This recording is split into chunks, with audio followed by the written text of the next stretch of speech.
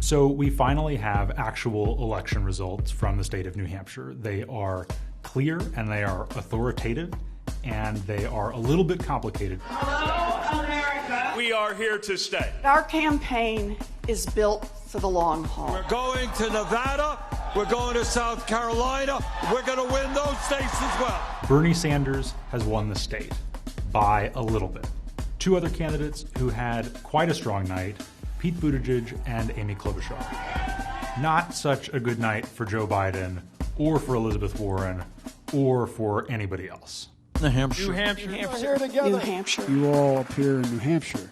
After the debacle in Iowa, national attention has focused even more intensely on New Hampshire as the first real clean test of political momentum in this race. People are still undecided. Bernie Sanders all the way. Mayor Pete.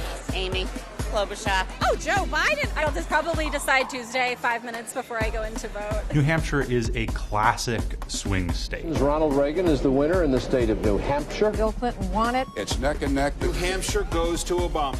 In 2016, Hillary Clinton prevailed over Donald Trump, but by a tiny margin. It's a state that's very much in play for 2020. 4 more Trump, 4 more years. New Hampshire might gauge whether a candidate is able to appeal to certain of the constituencies they will need in the general election.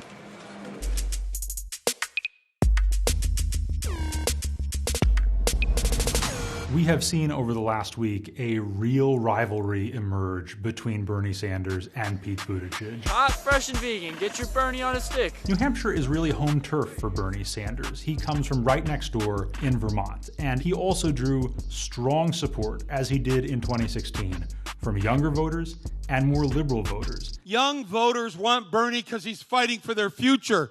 He's not fighting for his future. He's in his future. Bernie Sanders came into New Hampshire claiming momentum out of Iowa based on his lead in the popular vote. Finally, the votes were counted in Iowa.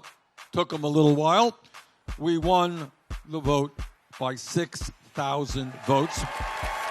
He has been somewhat more aggressive with his primary opponents here. We don't have a super PAC. Talking about the difference between himself. We don't want billionaires' money. And candidates in the race like Pete Buttigieg who take money from billionaires and other big donors. We are running a campaign for working people, funded by working people, and that is why we are going to win here in New Hampshire and all over this country. The biggest thing this might mean for Bernie Sanders is that he has clearly reasserted himself as the dominant leader on the left wing of the Democratic Party. And then there's Pete Buttigieg. Back in the Obama campaign, we called it No Drama Obama. And I haven't come up with the right rhyme for Buttigieg.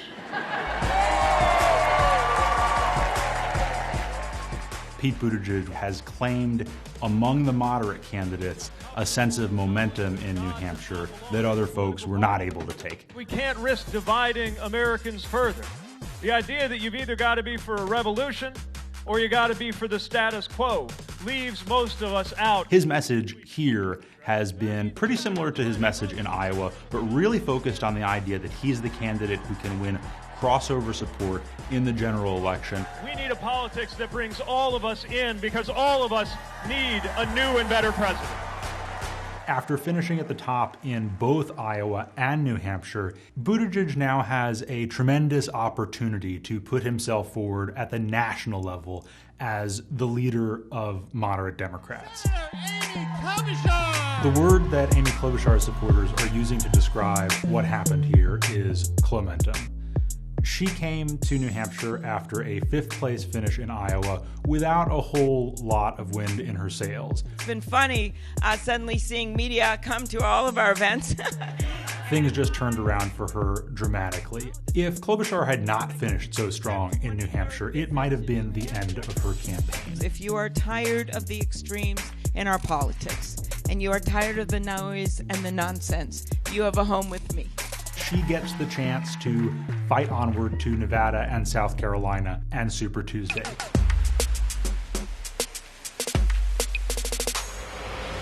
I would not make any plans that are based on knowing a Democratic nominee anytime soon. Would you make any bets on it? Well, I am going to Las Vegas next, so I probably would have a chance to do that.